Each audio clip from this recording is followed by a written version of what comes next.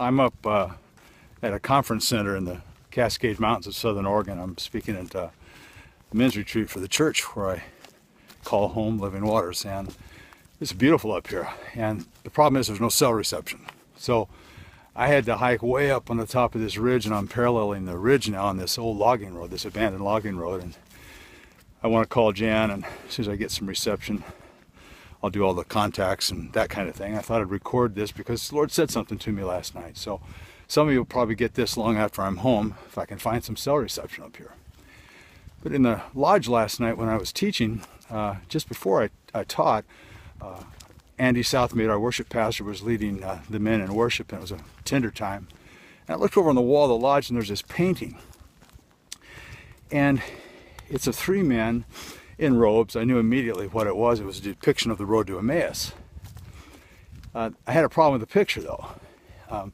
Three white guys from Western Europe wearing robes, well done, beautiful painting, walking through what looks like Sherwood Forest. Now immediately, I knew the road to Emmaus didn't look like that. They weren't three white guys from Western Europe.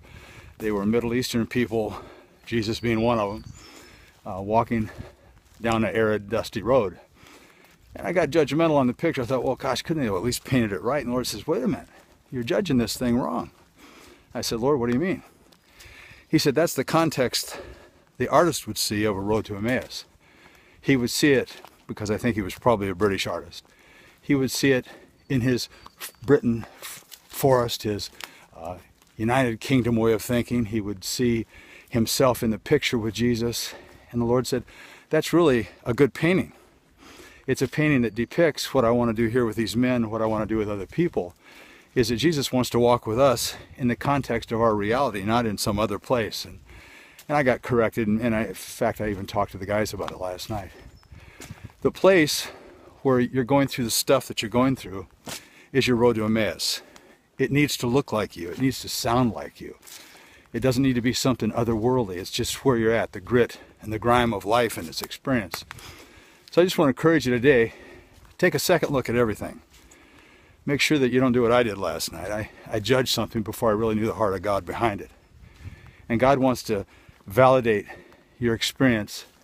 He wants to come in that moment of time where you're at right now and really feel what you're feeling and see what you're seeing. He's not apart from your suffering. He's not apart from your joy. He's always there. He's always present. When he said, I'll never leave you nor forsake you, he was making a promise for all time. He was saying there's never going to be a time where you're going to be without me in your context. So go back to wherever you're at. Embrace the surroundings. Don't yield to the stuff in the surroundings that are not God, obviously. But go back and embrace the reality of where you're at. Jesus is there. He's not somewhere else having to call him in. He's walking with you in your road to Emmaus. And you know, if you were to paint that picture, it'd look a lot like your life. Take care.